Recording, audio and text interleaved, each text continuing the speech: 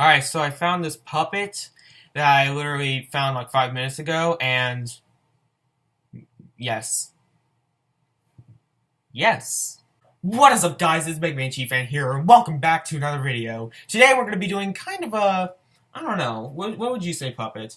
I'd say just like a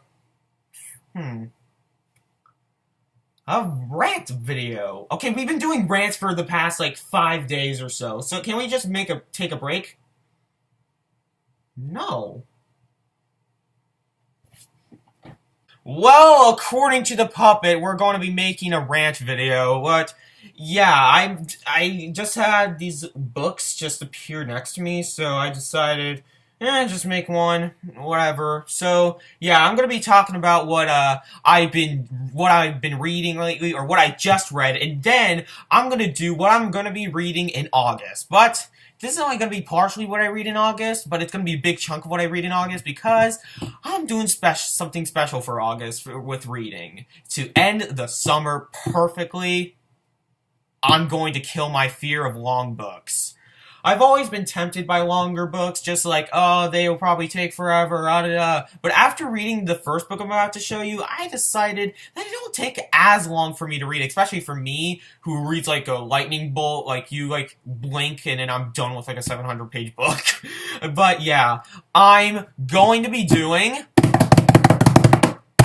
the month of long books. That means I'm going to be reading, the majority of the books I'm going to be reading this month are going to be over 500 pages long, and I'm really excited for this. So, why wait in order, let's get into this. Alright, so, the first book I'm going to show you, I've already read, and I loved it. It's the book that I've read the fastest of any other book I've ever read, and that is this beast, and this is Stephen King's 11/22/63.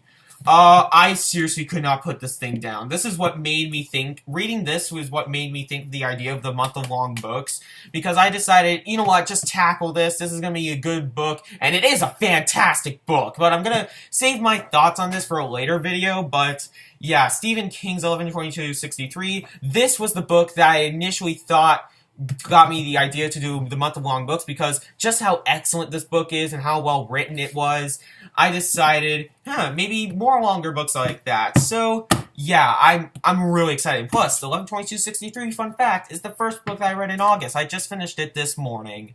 So yeah, 11/22/63, absolutely love it. But I'm gonna save my thoughts on it, like kind of more like a discussion video about it later. So you'll definitely see that book again. So what I'm about to show you is the next book I'm currently reading, and the rest are books I plan on reading. So the next book I'm going to be reading, and I'm currently reading right now, I'm about 150 pages in, is The Goldfinch by Donna Tartt, which is this beautiful edition. I have the dust jacket, I just hung it up because I like makeshift posters. The Goldfinch is disappointing so far. I'm not even gonna lie. I'm really not enjoying this so far, but I'm gonna give it a fair chance before DNFing it. I'm gonna try to get to at least page 250. So yeah, The Goldfinch by Donna Tartt. I love The Secret History, but this one's just not doing anything for me so far. Alright, the next book. Actually, I'm gonna switch these books real quick. The next book that I'm going to show off is probably the book, if I'm not going to finish The Goldfinch, this is the book I'll start today, and that is East of Eden by John Steinbeck. I told you guys I was going to be reading one of the two, either this or Grapes of Wrath this month, and I decided, let's do East of Eden, because I've heard this is actually even better than Grapes of Wrath. But this is another one of those family sagas. It's more like a based around like the story of Genesis, I think. Like the book of Genesis, like Adam and Eve, that type of crap. But yeah, I'm really, really excited for this. I've heard nothing but amazing things about this book. Like seriously, this book is one of the most praised books of all time. It's one of the highest rated classics on Goodreads. It's one of the highest rated books in general on Goodreads. It's like, I've seen multiple people call this their favorite book of all time. And I love Steinbeck, so it's a shame that I haven't read this so far, but you know what? Better late than never. So East of Eden by John Steinbeck. Don't be shocked if this becomes one of my all-time favorites. But also don't be shocked if it doesn't become one of my all-time favorites, because the premise doesn't really hook me in like it normally does with John Steinbeck. Alright, the next book is another significant book in literature, and that is Middlemarch by George Eliot. I've read Silas Marner and really liked it, but this is supposed to be her masterpiece. George Eliot, the only problem is, it's really tiny text and it's 800 pages, so... But the 800-page thing doesn't scare me. It's more about the text and whether I'm going to enjoy this or not. So hopefully I really like this. But Middlemarch is just a book that has caught my interest for the longest time. And I'm finally going to sit down and read it. So Middlemarch by George Eliot. Pretty excited to read this. Alright, the next two books I'm just kind of like iffy about on reading, because one of them is because I want to read, I don't know if this is, I'll just talk about it. The first one is Nickleby by Charles Dickens. This book is just kind of like, I want to read a Dickens this month, but I'm not sure if it's going to be Nicholas Nickleby. Because I love Dickens, you know, he's my favorite author of all time. Dickens is like the great of the greats. So, yeah, Nicholas Nickleby, I'm not sure if I'm going to read this because the premise isn't that amazing. Like, I may try Martin Chuzzlewit or like one of the more obscure ones, like Barnaby Rudge or Martin Chuzzlewit, or maybe even like David Copperfield. But David Copperfield isn't obscure, it's just not. It's not Nicholas Nickleby. So, yeah, Nicholas Nickleby. Once I get around to it, I hope I like it, but just, I don't know. I may not read this. I may read a different Dickens. Alright, the next book is Crime and Punishment by Fyodor Dostoevsky, which this is a leather-bound edition. Here you go. And they misspelled his first name, and that's kind of bothered me, but oh well. This one also has, like, extremely tiny text. Like, look at that. This book is really, like, I tried to read this, like, a couple months back. It is dense! Oh my goodness, this is, like, one of the most densely written books I've ever read. But yet, I'm thinking of tackling this, but at the same time, I'm kind of iffy about it because the parts I read I didn't really enjoy. But I feel like I may get a better grip on it my second go. So I'm gonna try to get through Crime and Punishment by Fyodor Dostoevsky. I love Dostoevsky from his shorter works, so this is gonna be my first main novel from him. But yeah, Fyodor Dostoevsky. Pretty excited to get more into him. Alright, the next book I really have no idea about, but I've heard of the name, I've heard of the author, so it's The Prince of Tides by Pat Conroy. All I know about this book, it's another family saga, which I'm kind of a sucker for. So, yeah, The Prince of Tides. Nothing else to say, just it's 550 pages, so it qualifies. So, yeah.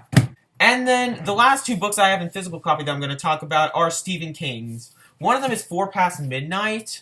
This is a collection of 4 novellas, and I've heard amazing things about 3 of the 4. The first one, Langoliers, I've heard is just either all right or just kind of bad, but oh well. That's what you get sometimes. But yeah, Stephen King has quickly become one of my favorite authors of all time. I cannot recommend this guy enough. He's absolutely amazing at what he does. I know I'm eventually going to come across a Stephen King book that I don't really like. In fact, I kind of did with Firestarter and Skeleton Crew, but... Or what was that other one that I didn't really like? Different Seasons was all okay, I guess, but... This one sounds good, so I'm definitely going to try this one. So, 4 Past Midnight. Really excited to read this. And the next book is Under the Dome by Stephen King. This is the one that's interested me the most. Not because of its size, it's over 1,000 pages long, but as well, it's just... It looks amazing. It's like the best way to describe it is a dramatic version of the Simpsons movie.